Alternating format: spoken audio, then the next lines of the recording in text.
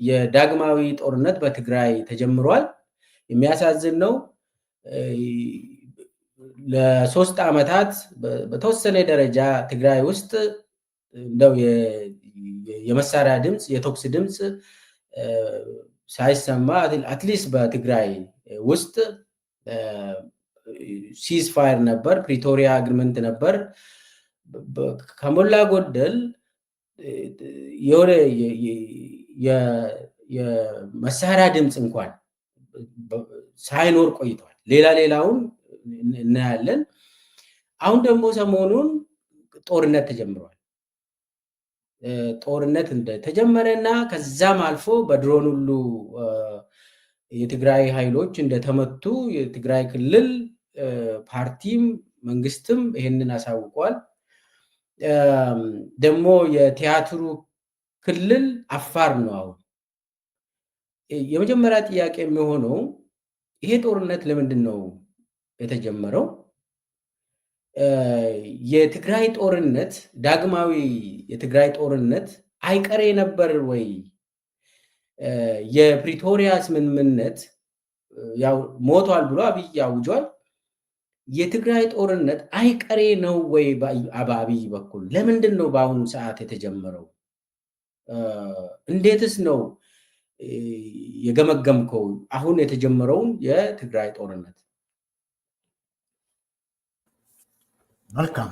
ያው የትግራይ ጦርነት እንግዲህ ባለፉት 7 ዓመታት ብልጽግና ኢትዮጵያን ባስተዳደረበት ዘመን በኢትዮጵያ ውስጥ ካለው የእርስ በርስ ጦርነት አንድ አካል ነው። በጣም አውዳሚ የነበረው ነው። የብዙ ሰው ንብረት ያለቀበት፣ የሰው ሕይወት የጠፋበት፣ የኢትዮጵያ ኢኮኖሚ የዳሸቀበት፣ ኢትዮጵያ ከዓለም አቀፍ ማህበረሰብ አባልነት የተገለለችበት ነው። ስለተሰማ ነው ይሄ ሁሉ በትግራይ ላይ ተደርገዋል። ነገር ግን ዋናው ነገር መታየት ያለበት የእርስ በርሱ ጦርነት አካል የዓለም አቀፍ መንግስታት የሆኑ ድርጅቶች ስለገቡበት እና በፕሪቶሪያ ስለጨረሱት ለጊዜው በትግራይ ውስጥ የነበረው ተኩስ ቆሟል። ፕሪቶሪያም ቋሚ ተባለ እንጂ ያው የተኩስ አቁም ስምምነት ነው የነበረው። ተኩስ አቁም ነው፣ ተኩስ አንታኮስም ነው። ሌሎቹ ጉዳዮች ግን የፖለቲካን የሚመስሉ መግባባትን፣ ህወሓትን ወደ ፖለቲካ ሜዳው የመመለሱ፣ ትግራይን ከኢትዮጵያ ጋር አንድ የማድረጉ ስራ ተትቷል። ያኔም የተነጋገሩበት ጉዳይ አይደለም። ይሄ ተኩስ ለማቆም ውድመቱን እና ድቀቱን ለማለዘብ ነው የተሰራው። ያንን አድርጓል። ተኩስን አቁሟል። ጦርነትን አቁሟል። ነገር ግን ሰላምን ለማስፈን የሚያስፈልጉ ነገሮች ማለትም ጦርነቱ እንዲጀመር ያደረጉ ምክንያቶች ምንም ፍቺ ስላላገኙ ትግራይ ውስጥም ጦርነት ቆሞ ነበር ወይ ለሚለው ተኩስ ቆሞ ነበር። ጦርነቱ ግን ቀጥሏል። ምክንያቱም ጦርነት በተለያየ መንገድ ነው የሚገለጸው። መታኮስ ትችላለህ። የቃላት ጦርነትም አለ፣ የሳይኮሎጂ ጦርነትም አለ። በሌላ በኩልም ጦርነቱን በፊትም በኖቨምበር 2020 ከመጀመሩ በፊትም እኮ ትግራይ ውስጥ እና በፌደራል መንግስቱ መካከል ነበሩ ጦርነቶች። ማዕቀቡ አስቀድሞ ነው የተጣለው። መንገድ ሲዘጋ እንደዚህ ሁሉ በሁለት ተፋላሚ ወገኖች መካከል እንደ አክት ኦፍ ዎር ነው የሚቆጠሩት። ተኩስ ባይኖርም ጦርነት ሊኖር ይችላል። የጦርነት ድባብ አለ። ያ አልተቋረጠም ለማለት ነው። ይህንን የምለው ብልኬሳ ከ2018 የብልጽግና መንግስት ወደ ስልጣን ከመጣበት ጊዜ ጀምሮ አልተቋረጠም። አሁን የጠየቀኝ ለምንድን ነው ይሄ ነገር አይቀሬ ነበር ላልከው፣ በቀጥታ ቋንቋ ይሄ ጦርነት አስፈላጊ አልነበረም። በመጀመሪያም የፖለቲካ ችግር በፖለቲካ መንገድ ሊፈታ ይችል ነበረ። ነገር ግን ጦርነቱ የሚፈጠረው በብልጽግና ፕሬዚደንት አእምሮ ውስጥ ነው። ሊገሉኝ ነው፣ ሊያጠፉኝ ነው፣ ስልጣኔን ሊወስዱብኝ ነው፣ የሚያጠፉኝ እነሱ ናቸው ብሎ ስለሚያስብ ሌሊት እንኳን ተኝቶ ስለማያድር ከተፈጠረበት ጊዜ ጀምሮ የኢትዮጵያ የሰውየው እናት ንጉስ ትሆናለህ ብላ ከነገረችው በኋላ የእሱ የሃይማኖት ተጋሪዎችም ደግሞ አንተን የሚነቀንቅህ የለም፣ አንተ የተመረጥክ ነህና የሚነቀንቅህ የለም፣ ሁሉም ማድረግ ትችላለህ፣ ስልጣን ላይ ደግሞ ለ1000 ዓመት ትነግሳለህ ያሉትን ነገር እንደ እውነት ስለተቀበለው ይሆናል ብሎ ስለተቀበለው ማንም ሰው ከሱ ጋር የእሱን ስልጣን አሁን ላንተ ነው እንደምነግረው ይሄንን እንዲያውም ስልጣኑን የሚቀናቀን ሰው ካገኘ ከጠረጠረ ከፈራ ሊያጠፋ ነው የሚፈልገው። ግለሰብንም ድርጅትንም ክልልንም ማንንም ስልጣኔ ላይ ይመጣሉ ብሎ ከፈራ የሚኖረው ለዚህ ነው የብልጽግና ፕሬዚደንት የሚኖረው የኢትዮጵያ መሪ ለመሆን ነው። ኢትዮጵያ መሪ ካልሆነ በህይወት መኖር የሚችል አይመስለው። እንደዚህ ነው ያደገው፣ እንደዚህ ነው የሰለጠነው፣ ይህንን ሲያስብ ነው የኖረው። ገና ጠቅላይ ሚኒስትር ቢሮ በገባ ቀን አንተን ራስህን ጠርተው ይህንን እኔ ነኝ ስልጣኑን ያገኘሁት፣ በራሴ ጥረት ነው ያገኘሁት፣ ልትቀማኝ አትችልም፣ አንተም ፊት ለፊት የምትቆም ከሆነ አርዳሃለሁ ነው ያለው አይደለም። ይሄ እንግዲህ በአንድ ሰው ደረጃ የተነገረው በክልሎችም በሌሎች የፖለቲካ ኃይሎችም ዘንድ የሚታሰብ ስለሆነ ጠቅላይ ሚኒስትር ካልሆነ መኖር የሚችል ስለማይመስለው በህይወት መኖር የማይችል ስለማይመስለው የሚፈራውን ሁሉ ለማጥፋት ይፈልጋል። ስለዚህ የፈራውን ያሰጋውን ለስልጣኑ የሚያሰጋውን በሙሉ ለማጥፋት ይንቀሳቀሳል። ይህንን ስል ቅድም የእርስ በርስ ጦርነት ነው በኢትዮጵያ ውስጥ ያልኩት። ስለዚህ በኦሮሚያ የሚደረገው ጦርነት፣ በአማራ የሚደረገው ጦርነት፣ በትግራይ የሚደረገው ጦርነት፣ ወደ ኤርትራ ሄደን እንዋጋለን የሚለው ከሚባሉት ጋር ግንኙነት የላቸውም። እነዚህ ጦርነቶች በሙሉ የአንድ ሰው አእምሮ ውስጥ የሚፈጠሩ ስጋቶች ናቸው። እነሱ ናቸው በስራ ላይ የሚውሉት፣ እነሱ ናቸው ወደ መሬት የሚወርዱት። አይቀሬ ነው። እሱ ስልጣን ይዞ እስካለና የኢትዮጵያ ጠቅላይ ሚኒስትር ቢሮ ውስጥ እስካለ ድረስ ቢሮውን ሰርቶ ቤተመንግስቱን ሰርቶ አዲስ አበባ ከተማን ኮሪዶር አሳድሶ ለእኔ የሚመቸኝ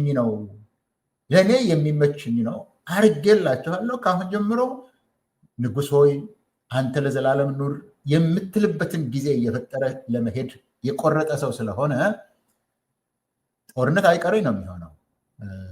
ማንም ለመብቱ መታገሉ አይቀርም። ስለዚህ በኢትዮጵያ ሕዝብ ፍላጎት፣ በተቃዋሚዎች ፍላጎት ሳይሆን በሱ አእምሮ ውስጥ የሚቀሰቀሰው ስጋት እስካለ ድረስ ለ20 ዓመትም አቆያለሁ ብለዋል አይደለም? ይሄንን ኢትዮጵያ ለ20 ዓመትም አቆያለሁ፣ ቀላል ነው፣ ችግር የለም ነው ያለው። ችግር የለም፣ በኢትዮጵያ ውስጥ ጦርነትን ለ20 ዓመት ማቆየት እንችላለን።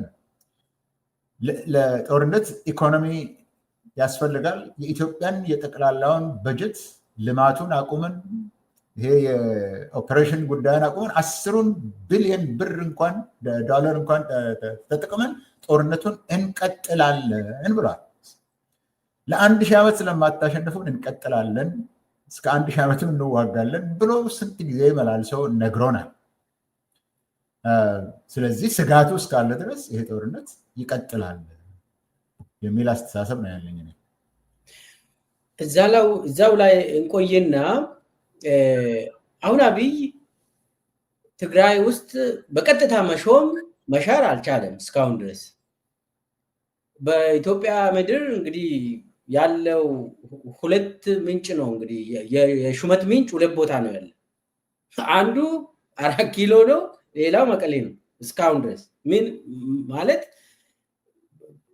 እንትኑን ካየነው 2 ክልል ነው ያለ ኢትዮጵያ ውስጥ። አሁን የመጨረሻው ክልል ትግራይ ነች። እሷን ካላንበረከከ መሪም አልሆነም። አብይ እስካሁንም መሪ ለመሆን ነው እየታገለ ያለው። አንተም ቅድም እንዳልከው የኢትዮጵያ ገዢ ለመሆን ነው እየታገለ ያለው። እስካሁን ግን አልሆነም። ሙሉ በሙሉ የራሱን ሰው ልክ ኦሮሚያ፣ አማራ፣ ሌላ ክልል ላይ እንደሚሾመው ትግራይ ላይ ከራሱ ኪስ አውጥቶ አልሾምም እስካሁን። ያንን እስካልፈጸመ ድረስ ያንን እስካላገኘ ድረስ የሚቆም አይሆንም። መሪም ስላልሆነ ገና ለመሆን እየታገለ ያለ ሰው ነው። አሁን ጥያቄው እንግዲህ ትግራይ የመጨረሻ ክልል ሆናለች። አሁን የመጨረሻ ክልል ወይ አብይን ትቀበላለች፣ የአብይ ሹመትን ትቀበላለች፣ ወይ ደግሞ ያው ጦርነት አይቀርም ነው። ቀጥሎ ያለው ጥያቄ ትግራይ ባለፉት 3 ዓመታት በፌዴራል ውክልና የላትም። በህገ መንግስታዊ መሰረት ውክልና የላትም። የፌዴሬሽን ምክር ቤት አይደለችም። የፓርላማ አባል አይደለችም። ፎርማሊ ከፌዴራል መንግስት ጋር ፎርማሊ በህገ መንግስቱ መሰረት ትግራይ ክልል ከፌዴራል መንግስቱ ጋር የሚያገናኘው ህግ ከተበጠሰ 3 ዓመት ቆይቷል።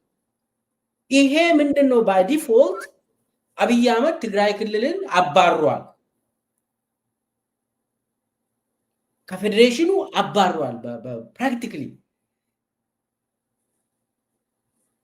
ከዚህ አንጻር አብይ ወይ ትግራይን ያንበረከክና የመጨረሻውን ስልጣኑን ካሳየ ይገዛል፣ ወይ ደግሞ የትግራይ ህዝብ ያው ተባረናል እንገንጠል ብሎ እንደዛ አይነት እንዲሄዱ ግፊቶችም አለ። በአንተ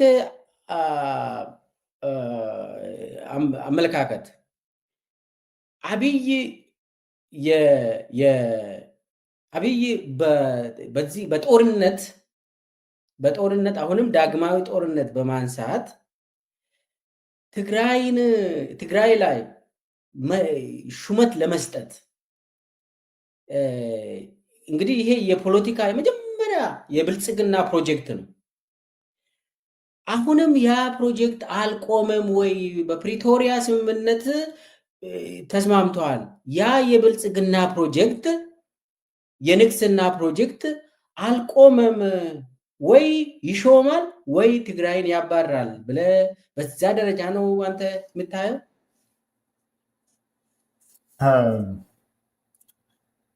ትግራይ ቢኖርም ባይኖርም ዋናው እሱ የሚጠብቀው ስልጣኑን ነው። 4 ኪሎ ላይ ያለውን ስልጣኑን ነው። ስልጣን ብሎ ሲያስብ ደግሞ ቅቡልነት አለው ወይስ የለውም የሚለው ጉዳይ አይደለም። እሱ አእምሮ ውስጥ የሚመላለሰው እሱ አይደለም። 4 ኪሎ ቢሮውን ያኔ ሲሰራ ያየሁት ይመስለኛል ከ6 ዓመት በፊት። ቢሮው ታድሶ በሁለት ግንብ ነው ታጥሮ ያለው።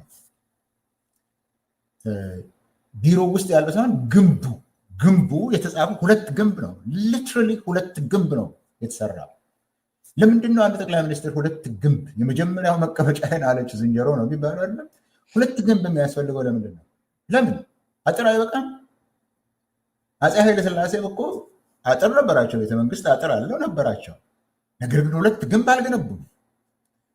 ደርግም 2 ግንብ አልገነቡም። ስለዚህ የስልጣኑን መቀመጫ የጠቅላይ ሚኒስትሩ ቢሮ ያለበት ቤተመንግስት ያለበትን በ2 ግንብ ሲገነባ ምን እያደረገ ነው ያለው?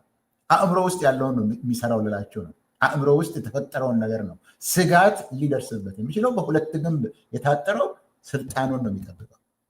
አንድ ነገር ልጨምር እዛው ላይ ይቅርታ፣ የሱ ቢሮም በአብይ አሻራ ብቻ ነው የሚከፈተው። ለንጽህና እንኳን ለክሊኒንግ ለምናምን ነገር አብይ ራሱ ነው የሚከፍተው። ይሄ ሌላ ቁልፍ የለም፣ በራሱ ጣት ብቻ ነው የሚከፈተው የሱ ቢሮ። በጣም ጥሩ። አሁን እሺ፣ ከቢሮው በገዛ ራሱ ጣት፣ ቤተመንግስቱ በ2 ግንብ፣ ከቤተመንግስቱ ጎን ደግሞ በየጊዜው እየጠራቸው ዘይት ምናምን አከፋፍልላቸዋለሁ የሚለው ቤትም ሰርቼላቸዋለሁ የሚለው ቤት የሰራው ለሰዎች ግድ ስላለ አይደለም። እዛ አካባቢ እሱ ቤት ሰርቶ እሱ የመረጣቸው ሰዎች ብቻ እሱ ሊቆጣጠራቸው የሚችሉ ሰዎች እንዲኖሩ ነው። ሌላውን በሙሉ ገፍቶ ለማውጣት ነው። እዛው ማለት ነው። እዛው ቤተሰብ አካባቢ ይሄ ቀበና ምናምን አካባቢ አይደለም የአሮጊቶች ቤት የተሰራው ሰራሁ ብሎ የሰራው ያ ሁሉ ተቃዋሚ ሊሆን የሚችለውን የመግፋት ስራ ነው የሚሰራው ያለው። አዲስ አበባ የፈረሰው ካዛንቺስ ነው። የፈረሰው 4 ኪሎ ነው መጀመሪያ ላይ እስከ ፒያሳ። በአጋጣሚ ነው ይመስልህ፣ በአጋጣሚ ነው ይሄ የተደረገው። መጀመሪያ ይሄ ደግሞ ለጊዜው ነው እንግዲህ። ከዛ ግን ስጋት ያለበት ሰው ጫካ መውጣት አለብኝ፣ እዛ የካ ጠራራ ላይ ወጥቼ ሰው የማይደርስበት ከውጭ የሚመጣ ሰው እንኳን ለጉብኝት ሲመጣ ከተማ የማይገባበት ከቤተመንግስት ከአየር ማረፊያ እስከ ቤተመንግስት ቀጥታ ብቻ የሚሄድበት ይሄ ሁሉ የምታየው ከስጋት የመነጨ ነው፣ ከስጋት የሚመጣ ነው። አሁን ትግራይን ለማስኬድ ይፈልጋል ለሚለው ነገር እስከዛ ድረስ አርቆ አያስብም። እስከዛ ድረስ ትግራይ ትቆይ ወይ ትግራይ ኢትዮጵያ ውስጥ ትቆይ ወይ እንደዛ ብለስ አያስብም። የሚያስብ ቢሆን ኖሮ 20 ዓመት ጦርነት አስቀጥላለሁ የሚል ነገር ከአፉ አይወጣም ነበር። የሚያስብ ቢሆን ኖሮ ሁሉን ነገር አቁመን ይሄ የልማትን ጉዳይ የመንግስት ስራን የህዝብን መተዳደሪያ እነሱን በሙሉ ቀጥ አድርገን አቁመን እንዋጋቸዋለን የሚል ነገር ከአንደበቱ አይወጣም ነበር። አብይ እኔ እንዳልኩት የሚኖረው በህይወቱ የሚኖረው በስልጣን ላይ ካለ ነው። ሎክ ከተፈጠረ ጀምሮ ወደ ስልጣኑ ለመሄድ ነበር የሚታገለው የነበረው። እዛ ቢሮ ከገባ ደግሞ እዛ ምን ያህል በህይወት እቆያለሁ ነው ጉዳዩ። በህይወት የመቆየት ጉዳይ ነው ያለው። ሳይኮሎጂ በህይወት የመቆየት ጉዳይ ነው። ስለዚህ የትግራይ ከኢትዮጵያ ጋር መሆን ወይም የሶማሌ ክልል ከኢትዮጵያ ጋር መሆን የእሱ ካልኩሌሽን ውስጥ አይመጣም።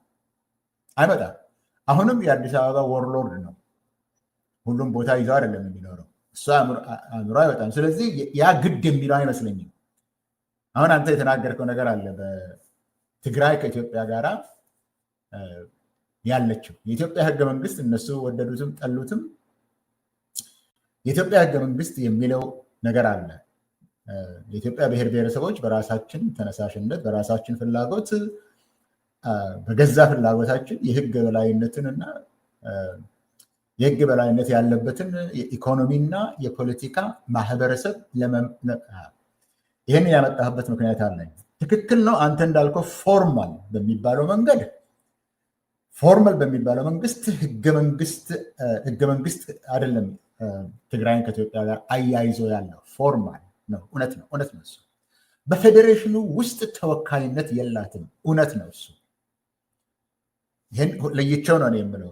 ህገ መንግስቱ የትግራይን ክልል በኃይል ሰው ቀምቶት የሆነ ሽፍታ ቀምቶት ያ እስካሁን ድረስ እንዲቆይ ተደርጓል። በህገ መንግስቱ መሰረት አይደለም ያለችው። በህገ መንግስቱ ያለችው ትግራይ በመሬት ላይ የለችም። ከደቡብም አሁን ደግሞ ከአፋር በኩልም ከምዕራብም በኩል በህገ መንግስቱ ያለችው ትግራይ እንደ ክልላዊ መንግስት የለችም። የትግራይ መንግስት ደግሞ በኢትዮጵያ ውስጥ ተወካይነት የለውም። በኢትዮጵያ መንግስት ተቋማት ውስጥ እነሱ ፎርማል ናቸው።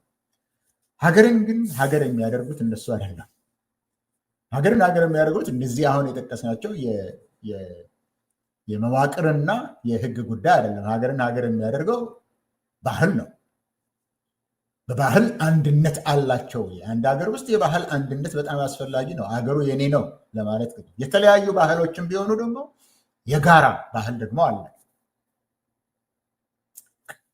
ዶሮ ወጥ ከየት እንደመጣ አላውቅም እንደ ባህል ከወሰድኩት። ነገር ግን አሁን የኢትዮጵያ ባህል ነው። ክትፎ ምናልባት ከጉራጌ ነው የመጣው። ነገር ግን አሁን የኢትዮጵያ ባህል ነው። የጋራ ሆኗል። የጋራ ባህል ሆኗል። ሌሎችም ነገሮች ከተለያየ የኢትዮጵያ ብሔር ብሔረሰቦች የባህል ክልሎች የመጡት የጋራ እሴት ሆነዋል። እነዚህ ናቸው ህዝብን የሚያስተሳስሩት። የኢኮኖሚ ማህበረሰብ ነው ብለናል። ኢኮኖሚ ነው የሚያስተሳስረው።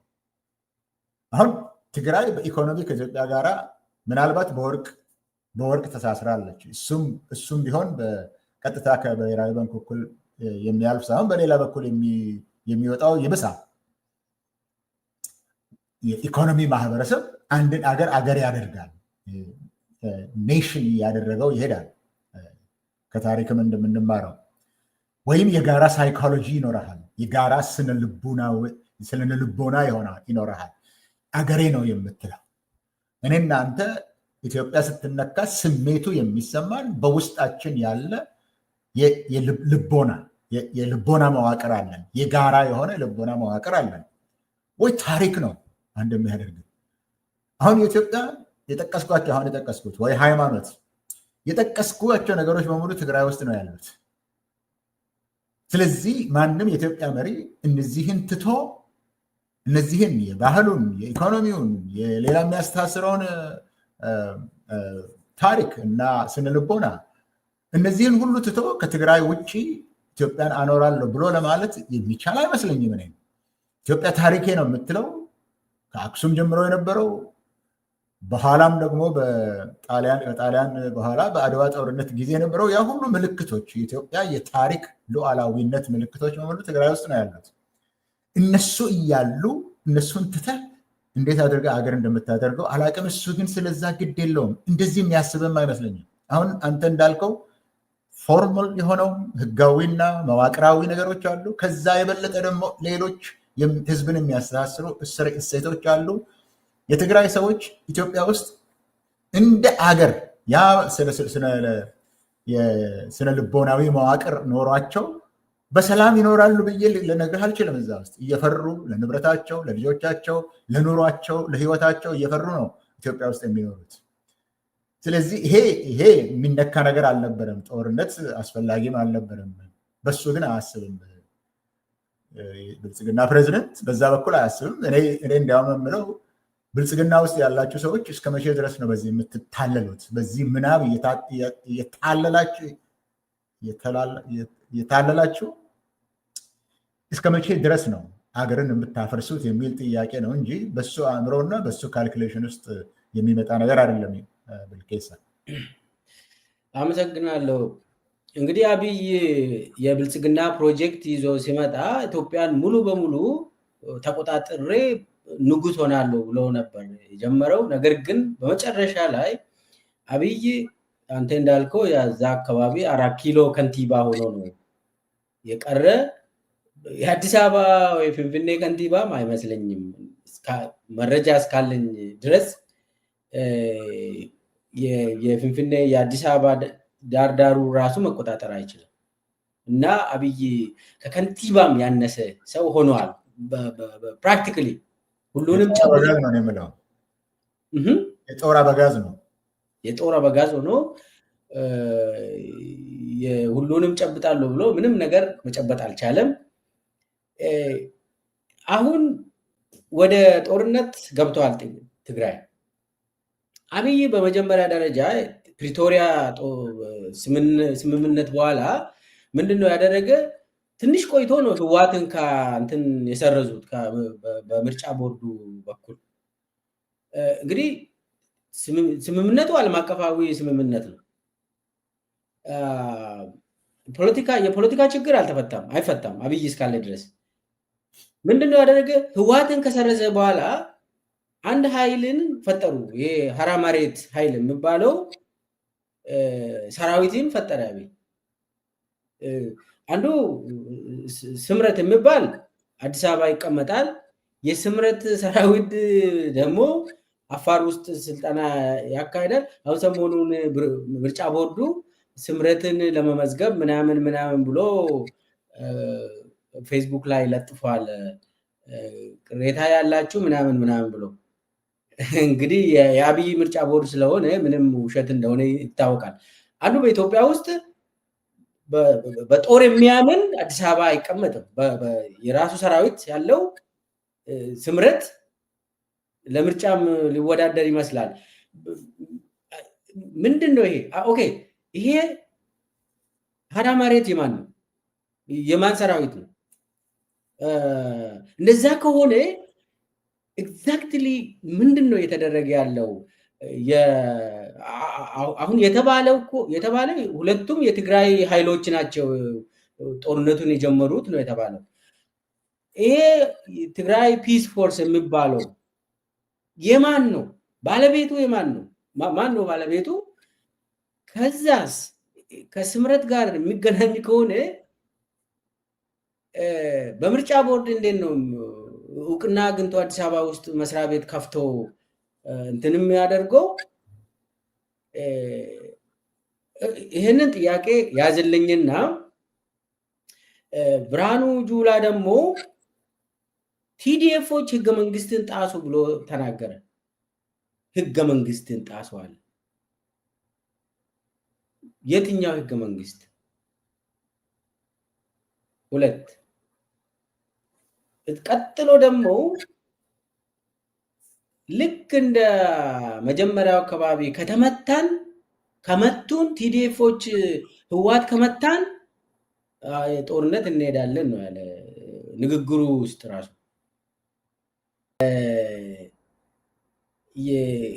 የትግራይ ልጆች በግድ ነው በቲዲኤፍ በህዋት የሚመለመሉት የሚለውን በኋላ ወደ ኦሮሚያና ወደ አማራ ክልል ዳሰሳ ስንመጣ እንጠቀማለን። ነገር ግን አሁን አጠቃላይ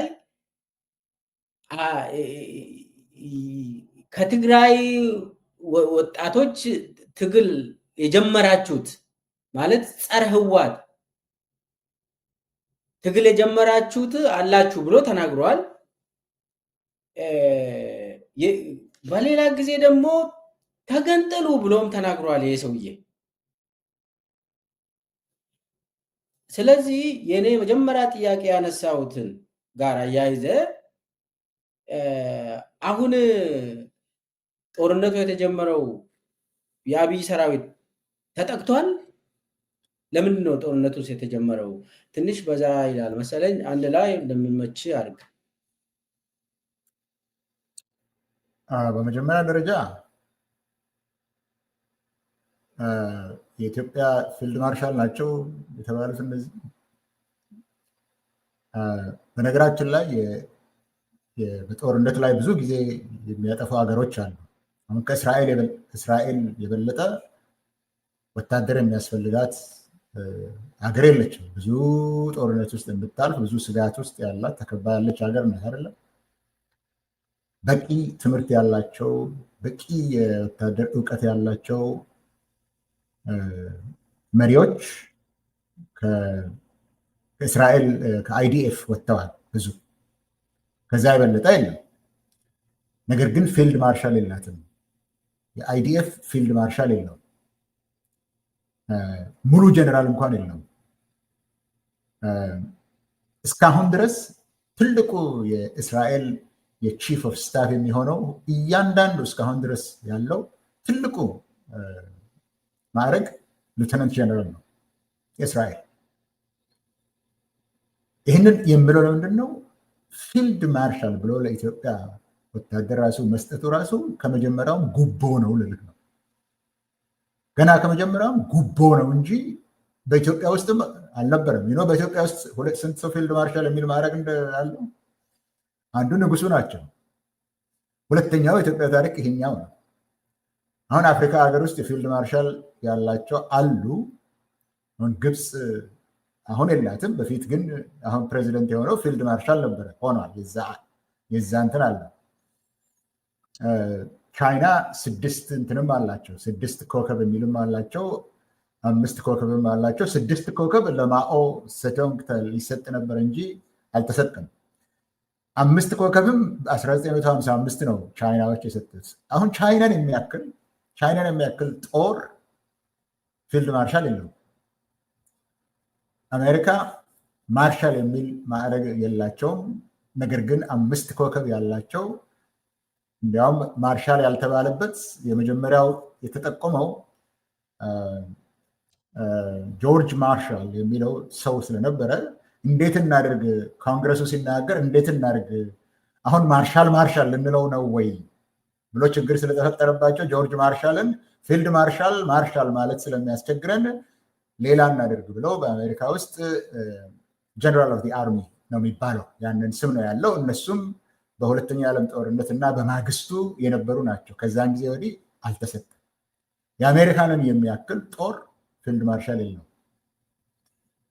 ይሄን ሁሉ የምለው ኢትዮጵያ ውስጥ ያለው ፊልድ ማርሻል የኢትዮጵያ ጦር ውስጥ አልነበረም፣ አስፈላጊም ሆኖ አይደለም። ይህ ሁሉ የጀነራል ጋጋታ፣ የሉተናንት ጀነራል ጋጋታ፣ የሜጀር ጀነራል ጋጋታ በእኛው ሰው ጊዜ ነው የተፈጠረው። በብልጽግናው ፕሬዚደንት ጊዜ የተፈጠረ ነው።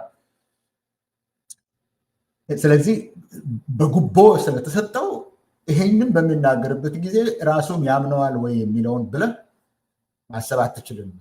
ይሄ ተቀጥሮ የሚሰራ ሌላውን ቅጥረኛ ነው አይደለም የሚለው እሱ ነው። ከሱ የበለጠ ቅጥረኛ የለም። ከሱ ለሆዱ የሚሰራ ከዚህ ሰው የበለጠ ቅጥረኛ የለም። አንድ ይሄ ነው። ሁለተኛ እኔ እስከተወሰነ ደረጃ ስለሱ አውቃለሁ። በኢህአዴግ ጊዜ የት እንዳለ አታውቅም። ይህንን ሰው ወታደሮችም የት እንዳሉ አታውቃቸው። አሁን እያንዳንዱን የእዝ አዛዥ አሁን 11 እዝ ነው እንደዚህ ደርሷል እና የእያንዳንዱን እዝ አዛዥ ታውቃለህ፣ ምክትሉን ታውቃለህ። ፖለቲካ ውስጥ ገብተው ሲዘባርቁ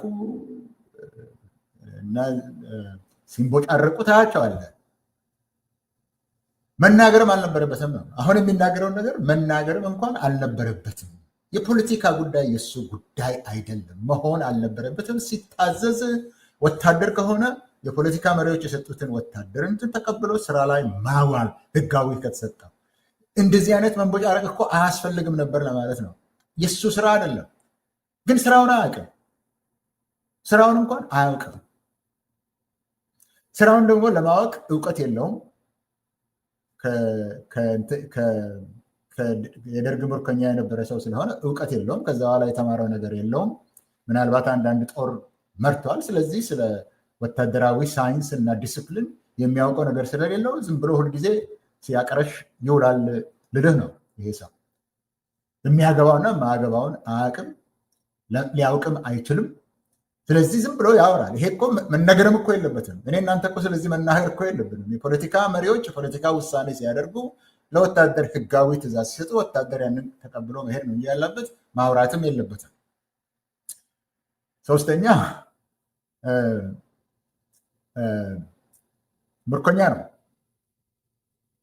ምርኮኛ ነው። ህወሓት ነው የማረከው። ምርኮኛ የማረከውን ለዘላለም አይረሳም። ለምን? እስከ ሞት ድረስ ያደረሰው ያዋረደው ስለሆነ። ስለዚህ የግል ችግር ነው ሰውየው ያለው ነው። ከህወሓት ጋር ችግሩ ያለው በእውቀትና በአገር ጥቅም፣ በወታደራዊ ሳይንስ፣ በወታደራዊ ፖለቲካ፣ ወታደራዊ ዲስፕሊን ውስጥ ያለ ነገር የሚገዛው ሳይሆን ከውስጡ እሱ ራሱ ሊቆጣጠረው የማይችለው ትነት ስላለ ነው እንደዚህ የሚናገር። የሚያሳዝነው አሁን እዚህ ላይ የኢትዮጵያ ቺፍ ኦፍ ስታፍ ስለሆነ እኔ እናንተ እንኳን ለዚህ ላይ ለመነጋገር ጊዜ መስጠታችን ነው። የሚያሳዝነው ይሄ ነው። እነሱ ጦርነት ስላላቸው፣ ጦር መሳሪያም ስላላቸው የኢትዮጵያን ኢኮኖሚ አንቀሳቅሰው ህዝቡንም አንቀሳቅሰው አንዱን የኢትዮጵያ ወገን ከሌላው ጋራ ሊወጉ የሚሄዱ ስለሆነ ለዛ ነው እንጂ የምናወራው ትኩረት እንኳን ልትሰጠው የሚገባ አይደለም። የሚናገረውን አያውቅም።